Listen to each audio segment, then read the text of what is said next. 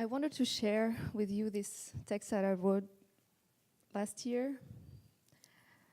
And it was right after the assassination of the 3 young Muslims in North Carolina. I called it my letter to the world. My name is Kenza, and I was born in Belgium in 1983. Morocco is the country that witnessed the birth of my origins. Today, I'm proud to say that I'm Belgian with Moroccan descent from the region of Rif.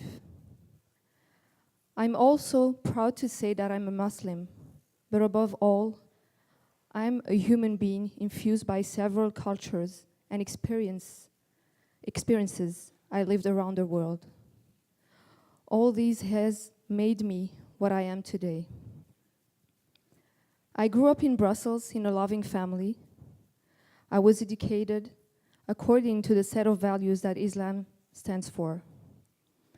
We lived in humility, modesty, simplicity, love and respect for others.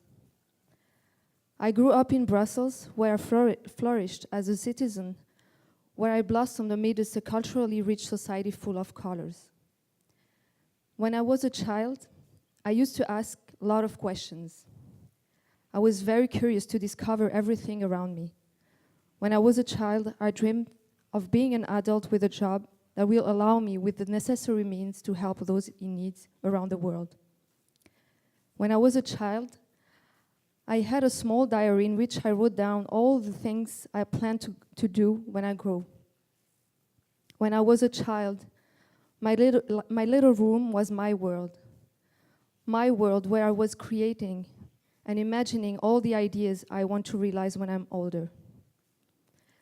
I lived my childhood with a deep feeling that I will always be surrounded by my family to protect me, to be loved, and then to be able to strengthen my own wings and fly. Unfortunately, the environment in which I was living peacefully has rapidly deteriorated. The relationships between people were becoming very tense and confrontational. The impact of the 2001 World Trade Center attacks in the United States has quickly spread to Europe. Then it was the rise of the right-wing extremism. Almost all Muslims started to be perceived as potential terrorists. This climate of tension had reached its peak. This climate of hatred and violence took away the most precious thing I had in this world. May 7, 2002,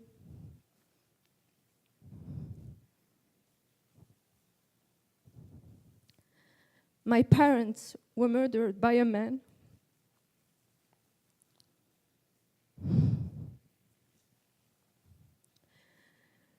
driven by hatred and rejection of others.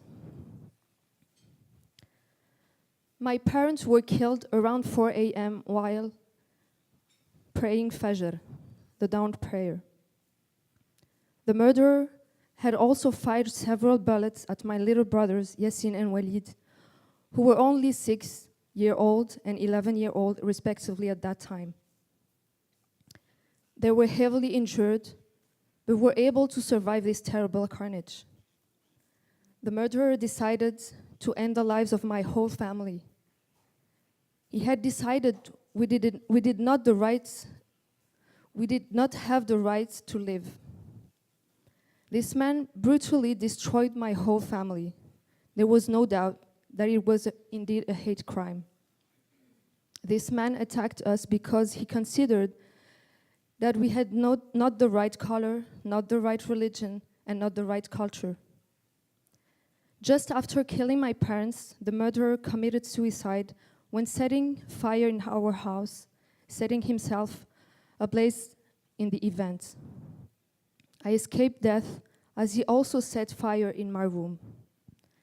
I was saved by my neighbor Gérard. He will always be my hero. May 7, 2002 was the most horrible day of my life. That day, I was devastated by a sadness that I thought was inseparable. I was only 18 years old, and I suddenly became an orphan. I was deprived forever of the love and affection of my parents. After such tragedy, many questions invaded my mind. How to have a normal life after such a shock? How can I continue to live in a world without the presence of my parents? How is it possible to overcome such a tragedy? And I prayed God with all my strength, for I keep the faith that another world where we are not doomed to live in violence exists. I keep the faith and believe that peace can be a reality if all of us contribute to this vision together. In the following years, after the death of my parents, I tried to find a place for myself in the natural order of the world. I tried to think about what will make sense to me. I was convinced that I have to undertake a fight to honor the memory of my parents.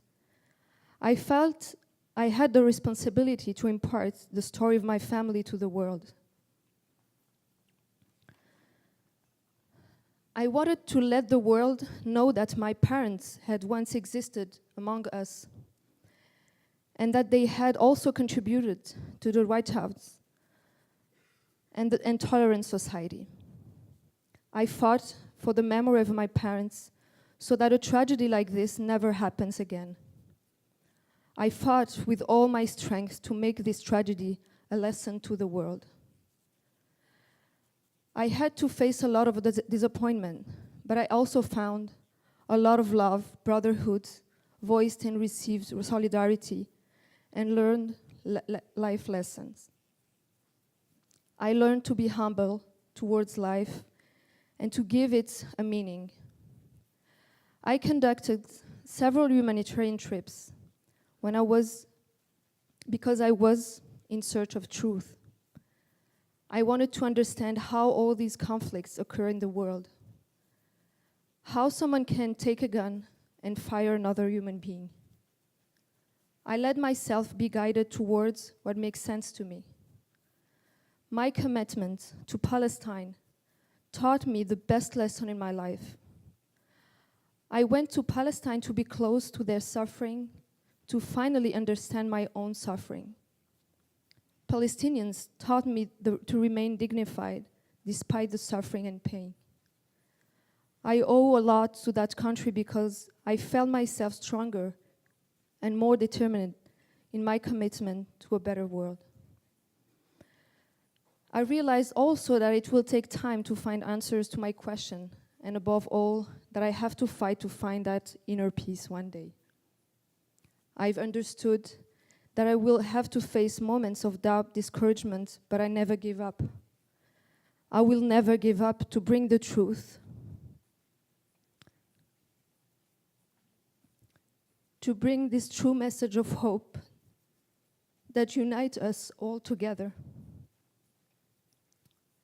It may be unrealistic for many people because we are still facing, and we will always face, a lot of violence.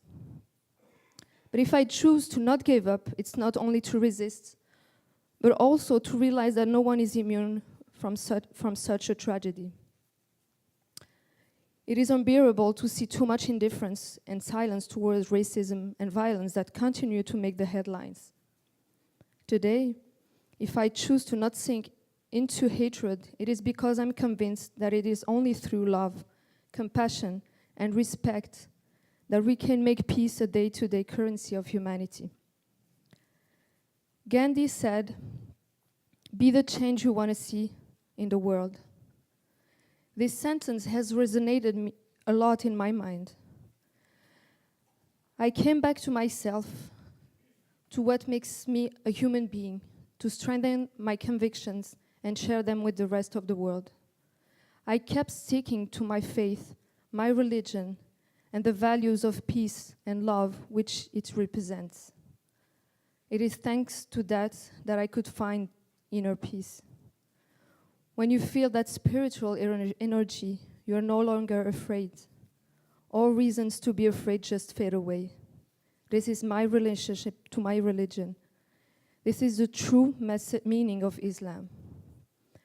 Today it is important to communicate, to realize that what unites us all is our humanity. We must learn to be able to accept ourselves and each other as we are, with our differences, our values. This is the message through which I live. My soul is terribly saddened when I see that hate crimes continuing to occur. I have a special thought for Diyar Barakat, Yusur, and Razan Abu Salha, these 3 young American Muslims killed in North Carolina. I was speechless for several days without being able to put a word on that terrible event. I was almost in shock for days. All images of the tragedy experienced about my family filled my head. I felt like reliving that day over and over again when the murderer entered our apartment to assassinate my parents. This simply means that such tragedy can happen to anyone else. This means that no one is immune from such crimes. The facts are here. It is for this reason that everyone is responsible. Whether we target a mosque, a church, or a synagogue, we should all condemn such acts with the same firmness. Today, I share my experience because I'm sure that we all have a role to play. I'm sure that all of us can help in building a world in which I believe, a world where respect, solidarity, and brotherhood represent the true values that bind us all. Today, I am a woman, but I succeeded in becoming that little girl whom I was before. I just wanted to find again that innocence, that childlike state of wonder about the beautiful things that life offers. I was worried that fear and sadness will fill the rest of my days, but my parents are always in my prayers and in my actions. I will honor their memory for the rest of my days. Thank you.